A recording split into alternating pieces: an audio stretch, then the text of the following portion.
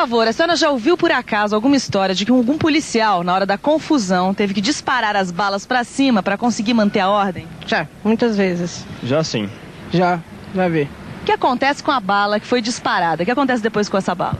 Ela cai, né? E você, o que você acha que acontece com a bala depois de disparada pra cima? Eu acho que ela cai. É isso aí, cada um ouviu uma história diferente, fala de um jeito, mas todo mundo sabe o que acontece com essa bala. Aliás, tem até um ditado que diz que tudo que sobe, desce. Mas aos olhos da física, o que acontece com a bala em termos de estudo do movimento? Este é o assunto da nossa teleaula de hoje. Nessa teleaula, você vai ficar conhecendo a aceleração da gravidade, vai aprender o que é o movimento de queda livre e vai aprender a fazer uns cálculos sobre o movimento de subida e descida de um projétil. Olha só que interessante, eu acabei de ler aqui no jornal que uma das maiores causas das balas perdidas são os tiros dados para o alto. Afinal, tudo que sobe tem que descer. Mas agora, esquecendo um pouco as balas perdidas, vamos pensar em termos de movimento. O que acontece quando a gente joga um objeto para o alto?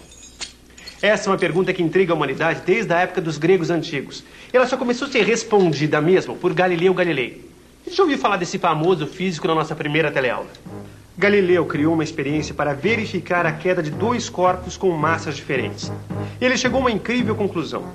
Quando a resistência do ar influi pouco, corpos diferentes, soltos na mesma altura, caem juntos e atingem o chão ao mesmo tempo. Galileu é conhecido como o pai do método experimental. Esse método revolucionou a história da ciência. O pulo do gato do método experimental foi perceber que criar uma experiência é criar condições para que um fenômeno ocorra. Por exemplo, um amigo meu não acredita que uma bola de aço e uma pena possam cair juntinhas. E podem. É só criar condições para a observação desse fato. Muitas vezes isso só pode ser feito em laboratório.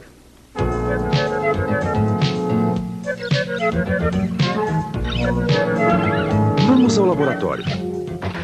Já sabemos que a atmosfera influi no movimento de queda dos objetos. Então, para controlar esse problema, precisamos eliminar a atmosfera. Isso é possível usando o tubo de vácuo. Nossa, o que é isso?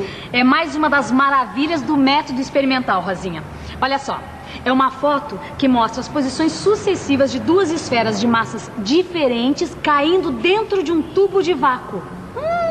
Olha, repare que as duas esferas ocupam sempre a mesma posição em cada instante. Ou seja, as duas esferas estão caindo juntinhas, Rosinha. Como disse Galileu. Exatamente. Agora preste atenção em outra coisa importante. Para se chegar a essa foto, foi usada uma lâmpada especial chamada estroboscópica, que ficava piscando em intervalos de tempos iguais. Quer dizer, para ir de uma posição até outra, as esferas levaram sempre o mesmo tempo. E repare que a cada intervalo de tempo, a distância percorrida pelas esferas vai aumentando. Você consegue dizer o que está acontecendo? Mesmo intervalo de tempo e distâncias cada vez maiores. Vamos pensar um pouco? Vamos pensar um pouco. Peraí, eu já vi isso na última teleaula. Se os corpos estão percorrendo a cada intervalo de tempo distâncias cada vez maiores, então já sei. A velocidade deles está aumentando. Raciocínio perfeito. A velocidade está aumentando, logo existe uma aceleração. Mas isso é só o começo. Repare nessa foto que ao lado da esfera, Rosinha, tem uma régua. E o intervalo de tempo entre uma posição e outra é de 1/30 segundos. Ou 1/30 de segundo. Bom, agora nós podemos fazer algumas medidas e fazer uma tabela. Tabela que você vai encontrar no seu livro de estudos. Observando a foto, é possível descobrir a posição em cada instante. E com a variação de posição e a variação de tempo, a gente pode descobrir a velocidade média em cada instante. ΔV sobre ΔT. Observe que a velocidade média realmente está aumentando. E mais, a velocidade está sempre aumentando mais ou menos com o mesmo valor. Bom, e para calcular a aceleração é só fazer ΔV sobre ΔT para cada instante. Olha só que interessante. A aceleração também gira em torno do mesmo valor. Você está dizendo então que a aceleração é constante, é isso? Exatamente, Rosinha. Segura aqui para mim, por favor. Olha, se a gente medir a aceleração várias vezes E com bastante cuidado, a gente vai chegar ao valor aproximado de 9,8 metros por segundo ao quadrado. Isso quer dizer o seguinte, que aqui em nosso planeta, quando um objeto cai, olha só, a sua velocidade aumenta de 9,8 metros por segundo a cada segundo. Bom, isso independente do peso do objeto e imaginando, é claro, que a resistência do ar é desprezível. Bom, daqui por diante, a gente vai chamar essa aceleração que faz os objetos caírem dessa maneira de aceleração da gravidade, que será representada pela letra G minúscula. Bom, você vai conhecer melhor essa aceleração em futuras teleaulas. E como nossos cálculos serão aproximados, a gente pode usar o valor aproximado da aceleração da gravidade, que é de 10 metros por segundo ao quadrado. Movimento retilíneo com aceleração constante. Você já ouviu falar nisso, não ouviu? É claro que já ouviu, e foi aqui mesmo na nossa última teleaula. Aquela dos testes com os carros Copa e Duna. Movimento retilíneo uniformemente variado. O famoso MRUV. Pois então, a queda livre também é um movimento retilíneo uniformemente variado. E assim fica valendo tudo que a gente aprendeu na nossa última teleaula. A função horária da posição, por exemplo, é a mesma. Só que no lugar da aceleração A, entra a aceleração da gravidade G. Em vez de usar a letra X, a gente usa a letra Y, já que se trata de movimento de subida e descida. É lógico que a letra usada não tem tanta importância, mas é fundamental saber a grandeza física que ela representa. Nesse caso, Y representa a posição no espaço. Na função horária da velocidade, basta substituir a A pela aceleração da gravidade G. Vamos ver agora um problema na prática. E na construção civil, a queda livre de objetos é realmente um problema. Olha só um exemplo. Se esse tijolo cai daqui de cima, opa! Quanto tempo ele levou para chegar lá embaixo? Bom, a primeira coisa que a gente precisa saber é a que altura o tijolo estava do chão. Isso eu já sei que são 5 metros. Depois, a gente precisa definir um referencial e um sistema de coordenadas. Para isso ficar mais claro, vamos fazer um esboço. A gente pode medir a altura Y a partir da posição inicial deste andar. Assim, a distância entre o tijolo e a posição inicial, o Y, vai aumentando à medida que o tijolo cai. Quer dizer, o eixo Y tem o sentido positivo para baixo. Ou seja, a gente definiu a origem do sistema de coordenadas, a posição inicial do tijolo, que é 0, e a posição final, que é 5. A aceleração da gravidade G é 10 metros por segundo ao quadrado. Agora é só montar a função horária da posição. Substituindo os valores, chega-se à função y igual a 5t ao quadrado. Como a gente quer saber o tempo que o tijolo leva para cair, quer dizer, o tempo que ele leva para chegar à posição 5, é só substituir y por 5. Ou seja, t igual a 1 segundo. O tijolo demora aproximadamente 1 segundo para cair. Agora, para saber com que velocidade o tijolo chega ao solo, é só montar a função horária da velocidade. Substituindo os valores, fica v igual a 10t. Como o tijolo demora 1 segundo para cair, é só colocar 1 no lugar do t. O tijolo vai chegar ao chão com velocidade de 10 metros por segundo. 1 segundo para cair não dá nem tempo de reagir. E um tijolo a 10 metros por segundo na cabeça é uma cacetada e tanto. Bom, a queda livre eu entendi. O que eu queria ver agora, viu, Maristela, é aquela história de que tudo que sobe desce. O tal tiro pra cima. Bom, aproveitando tudo que a gente viu de queda livre, eu estava justamente fazendo um esboço pra gente tentar resolver esse tal de tiro pra cima, certo? Bom, a ideia é prever o movimento da bala e também a sua posição e velocidade em cada instante.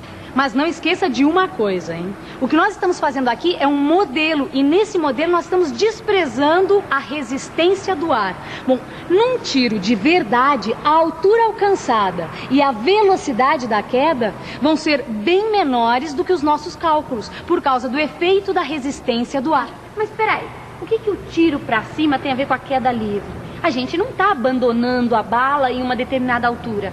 Ao contrário, a bala está sendo lançada para cima com uma velocidade inicial.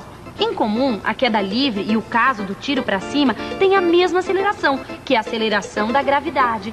Epa, então um tiro para cima também é um movimento retilíneo uniformemente variado? Claro!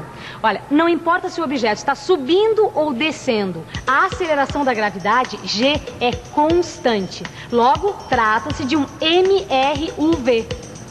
Bom, está na hora de definir o referencial e o sistema de coordenadas, certo? Bom, o eixo Y a gente pode colocar aqui, ó. Pode tirar a régua, tá? Aqui vai o eixo Y. E a origem é aqui, ó. Bem na boca do cano do revólver, tá? E como ela sobe, aqui a gente pode dizer que é positivo. Percebeu? A gente pode definir o sentido positivo ou negativo de acordo com o caso. A ideia é que a escolha facilite a solução e a compreensão do problema. Bom, vamos lá. De acordo com esse sistema de coordenadas, o y0, que é a altura inicial, é igual a 0. A velocidade inicial da bala, que eu vi no livro, é aproximadamente 200 metros por segundo. E a aceleração da gravidade G, que a gente já sabe, que é 10 metros por segundo ao quadrado. 10 não, menos 10. Menos 10? Ah, já sei. Como você orientou o eixo de coordenadas positivamente para cima e a aceleração da gravidade é para baixo, então G é negativo, é isso? Exatamente. A aceleração da gravidade é um vetor que sempre aponta na direção da Terra, de cima para baixo.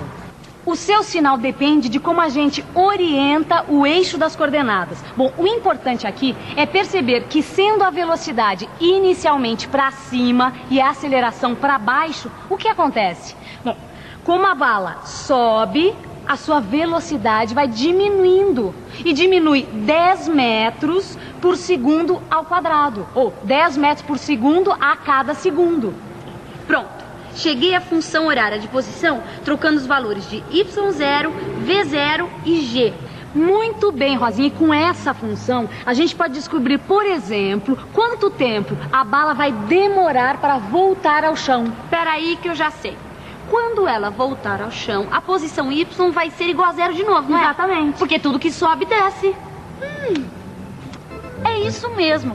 É só colocar 0 no lugar de Y na função horária. Usando a matemática, a gente chega ao valor de t igual a 40. Ou seja, depois de 40 segundos, a bala volta ao chão.